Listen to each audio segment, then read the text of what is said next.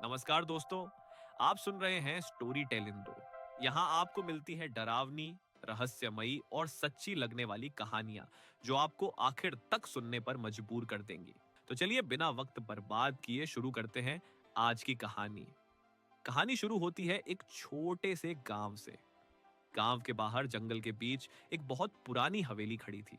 लोग कहते थे कि जो भी वहां जाता है वह कभी वापस नहीं लौटता।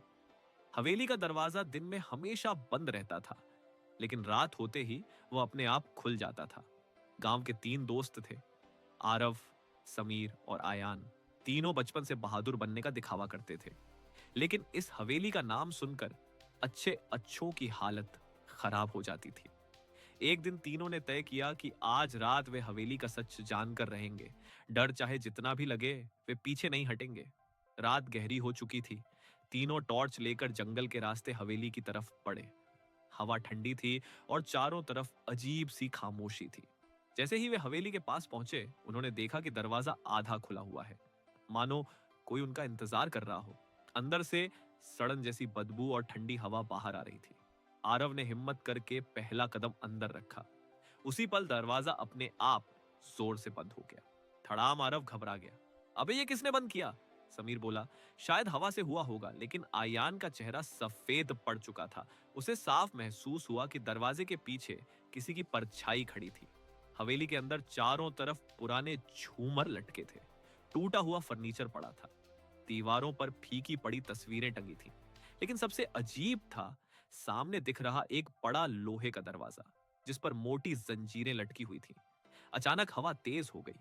तीनों की टॉर्च बार बार बंद होने लगी।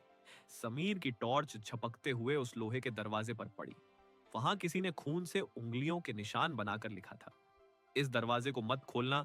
तीनों एक दूसरे को देखने लगे।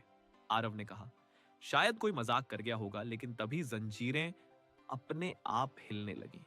खड़खड़ खड़खड़ जैसे दरवाजे के पीछे से कोई अंदर की तरफ खींच रहा हो। आयान डरते हुए बोला, दोस्तों, ये जगह सही नहीं है, हमें वापस चलना चाहिए। तभी दीवारों पर टंगी तस्वीरें एक एक करके नीचे गिरने लगी। हर तस्वीर में एक चेहरा था, और उन चेहरों की आंखें अब सीधे उन तीनों को घूर रही थी। धीरे धीरे लोहे का दरवाजा खुलने लगा। अंदर से एक ठंडी और भारी आवाज आई, तुम आ ही गए। मेरा इंतजार था। डर से कांपते हुए तीनों अंदर झांकने लगे। दरवाजे के पीछे एक लंबा अंधेरा कमरा था। दीवारों पर धूल जमी थी। बीच में एक बहुत बड़ा आईना रखा था।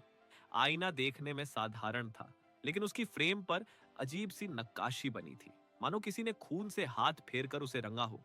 समीर आगे बढ़ा और बोला, अरे ये तो बस एक पुराना आईना है, लोग बेवजह डरते हैं। उसने आईने में खुद को देखा, लेकिन उसका चेहरा वैसा नहीं था। आईने में उसका चेहरा बूढ़ा दिख रहा था, झुर्रियों से भरा हुआ और खून से सना हुआ। समीर घबराकर पीछे हट गया। ये मैंने नहीं देखा, आरव बोला। तू डर रहा है, मुझे देखने दे। आरव आईने के पास गया। उसने खुद को देखा, लेकिन उसके पीछे एक और परछाई खड़ी थी, लंबी काली, बिना चेहरे वाली। आयान चिल्लाया, दोस्तों, ये आईना ठीक नहीं है, यहाँ कुछ बहुत गलत है। तभी आईने में दरार पड़ गई। दरार से खून टपकने लगा और वह परछाई धीरे धीरे बाहर आने लगी। पूरा कमरा हिलने लगा। झूमर अपने आप झूलने लगे। आवाज गूंजी, जो भी इस आईने को देखता है वह हमेशा के लिए इसमें कैद हो जाता है। तीनों बाहर की तरफ भागे, लेकिन दरवाजा पहले ही बंद हो चुका था। आईना हिलता हुआ उनके पास आया। उसमें से एक हाथ निकला और आयान का गला पकड़ लिया। आयान ने पूरी ताकत लगाई और टॉर्च की रोशनी सीधे आईने पर डाल दी। रोशनी पड़ते ही हाथ पीछे खिंच गया। आईना एकदम शांत हो गया, लेकिन अब आईने में कुछ और था। तीनों के चेहरे नहीं थे, वहां तीन लाशें लटकी हुई थी और उनकी आंखें धीरे धीरे खुल रही थी। तभी दरवाजा अपने आप खुल गया। तीनों भागने लगे। भागते भागते अपने घर गए। शमीर अपने घर, अयान अपने घर, आरव अपने घर।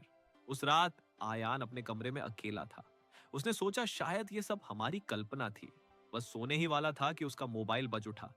स्क्रीन पर लिखा था, अनजान कॉल। उसने फोन उठाया।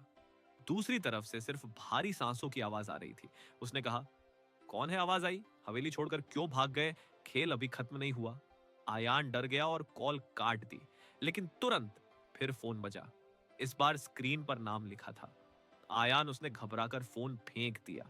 उसी समय समीर के फोन पर भी कॉल आया। जैसे ही उसने उठाया, वही आवाज बोली, आईना अब तुम्हारे घरों में भी है। समीर के सामने दीवार पर टंगा छोटा शीशा हिलने लगा। उसमें एक औरत का चेहरा उभर आया। उसकी आंखें लाल थीं, होंठ धीरे धीरे हिल रहे थे। आरव भी अपने घर में बेचैन था। अचानक उसका मोबाइल अपने आप चालू हो गया।